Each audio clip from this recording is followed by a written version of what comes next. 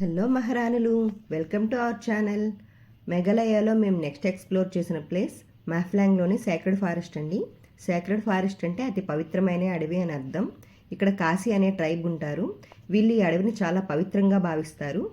ఈ అడవిలో నుండి ఆకు కానీ కాయ కానీ పండు కానీ కనీసం చిన్న రాయిపిక కూడా బయటకు తీసుకుని రారండి.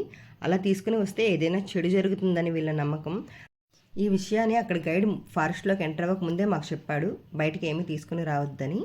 ఇక్కడ కాశీ ట్రైబ్ మాతృస్వామ్య వ్యవస్థను ఫాలో అవుతారండి. అంటే పెళ్ళైన తర్వాత అమ్మాయి ఇంటికే వెళ్తారు. ఇక్కడ ఆస్తి హక్కు కూడా చిన్న కూతురికి వర్తిస్తుందండి.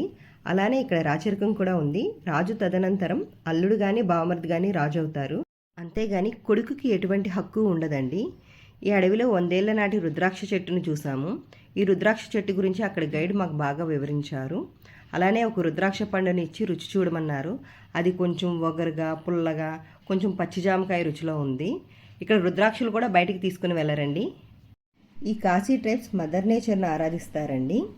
వీళ్ళు ప్రతి సంవత్సరం ఇక్కడ ఒక ఫెస్టివల్ చేస్తారు. ఈ కాశీ ట్రైబ్స్ కింగ్ ఇక్కడ నుంచి ఒక 3 కిలోమీటర్ల దూరంలోనే ఉన్నారు.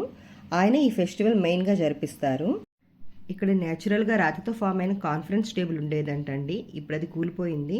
ఇక్కడే ఈ ట్రైబ్స్ అంతా గ్యాదర్ అయ్యి ఈ ఫెస్టివల్ గురించి డిస్కస్ చేసుకునే వాళ్ళంట. ఈ ఫెస్టివల్లో జంతు బలి ఆచారం ఉందండి. 1950 వరకు ఇక్కడ దున్నపోతుని బలి ఇచ్చేవాళ్ళంట. ఇప్పుడు కోడి లాంటి చిన్న యానిమల్స్ని ఇచ్చేస్తున్నారు. ఈ బలి ఇచ్చిన మాంసాన్ని ఓన్లీ నీటిలో మాత్రమే ఉడకబెట్టుకుని ప్రసాదంగా వీళ్ళంతా స్వీకరిస్తారంట. ఈ ఫెస్టివల్ అంతా అయిపోయాక చిరుతుపులి కనిపిస్తే శుభమని, పాము కనిపిస్తే అశుభమని ఈ ట్రైబ్స్ నమ్మకం అంటండి. నాకైతే ఈ సాక్రెడ్ ఫారెస్ట్ చాలా బాగా నచ్చిందండి. అందులోనూ మేము వెళ్ళగానే వర్షం పడింది. ఆ వర్షంలో ఈ ఫారెస్ట్ ఇంకా అందంగా కనిపించింది. Thank you for watching.